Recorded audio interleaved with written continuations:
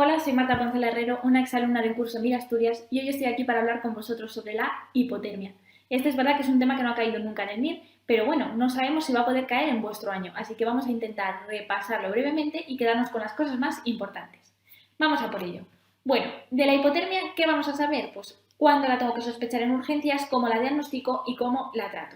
Bien, ¿cuándo sospecho que mi paciente tiene hipotermia? Bueno, pues lo voy a sospechar cuando toco a un paciente y veo que está frío y cuando hago una medición de la temperatura corporal central y veo que ésta se encuentra por debajo de los 35 grados. ¿Cuál es la clínica que suelen presentar los pacientes con hipotermia?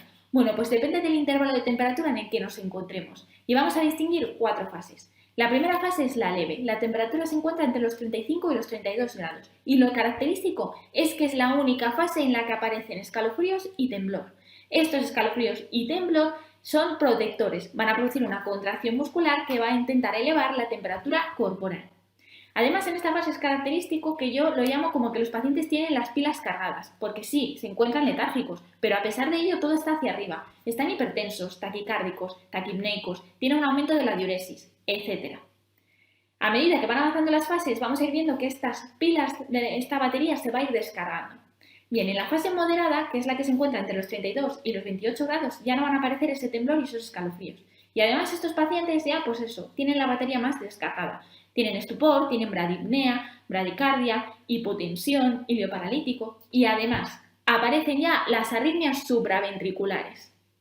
En la fase grave, importante, la temperatura se encuentra por debajo de los 28 grados y ya los pacientes se encuentran en coma. Además, en esta fase es en la que aparecen las arritmias ventriculares.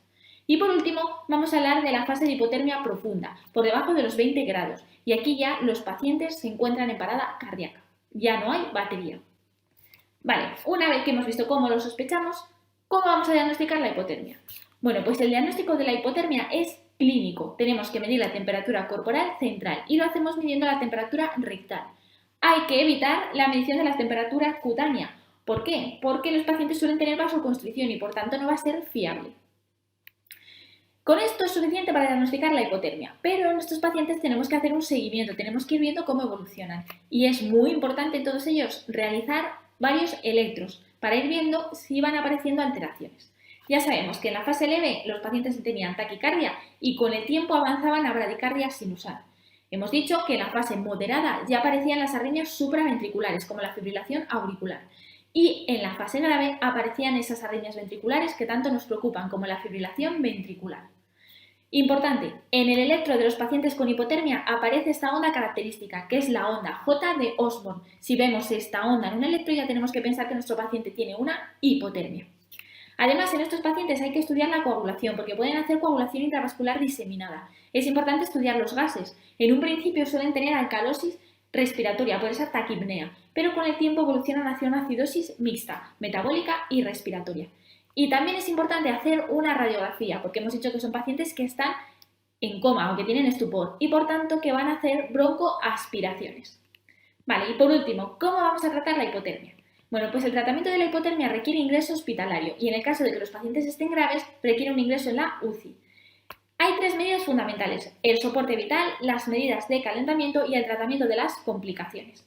Lo primero ante un paciente con hipotermia es el soporte vital, reanimar al paciente si está en parada cardíaca. Y para esto es importante que tengamos en cuenta que si la temperatura corporal se encuentra por debajo de los 28-30 grados, la desfibrilación no va a ser eficaz.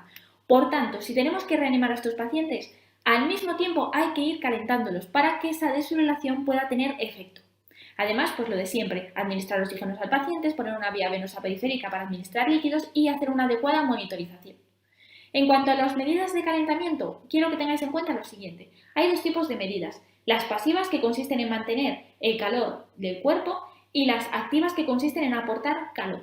¿Vale? Las medidas pasivas son las más fáciles y son las que se hacen ante la hipotermia leve. Consisten en mantener el calor del cuerpo, eliminando las ropas húmedas, poniendo al paciente ropas secas y abrigándolo bien. Cuando ya la hipotermia va avanzando, es moderada, es grave o aparecen otras alteraciones metabólicas o del sistema nervioso central, lo que tenemos que hacer son medidas activas de aportar calor. Por un lado está el recalentamiento externo activo, que consiste en aportar calor al paciente pues mediante ventiladores de aire caliente, mediante baños de agua caliente. Y luego está el recalentamiento interno activo, que este es el más invasivo y es el que más eleva la temperatura corporal y consiste en administrar líquidos al paciente, líquidos que se encuentran calientes a una temperatura de 40 a 42 grados. El objetivo de las medidas de calentamiento, por lo general, es elevar la temperatura corporal 1 grado a la hora. Y por último, ¿qué más hay que hacer? Pues tratar las complicaciones, muy importantes siempre y haciendo mucho hincapié en las alteraciones del electro. Bien, además, los pacientes pueden estar en estado de congelación y aquí, además de tener que hacer todas las medidas generales y de calentamiento, es fundamental que mantengamos la extremidad elevada y que drenemos todas las ampollas que estén blancas y transparentes. Además, en estos pacientes hay que hacer la profilaxis antitetánica y dar antiagregantes y anticoagulantes para evitar las trombosis. Vamos a repasarlo todo. ¿Cuándo sospecho una hipotermia? Cuando la temperatura corporal está por debajo de los 35 grados. Vale, si es leve ya hemos dicho que hay escalofríos y temblor. Si es moderada aparecen las arritmias supraventriculares. Si es grave aparecen las arritmias ventriculares y los pacientes suelen estar en coma. Y si es profunda suelen estar en parada cardíaca.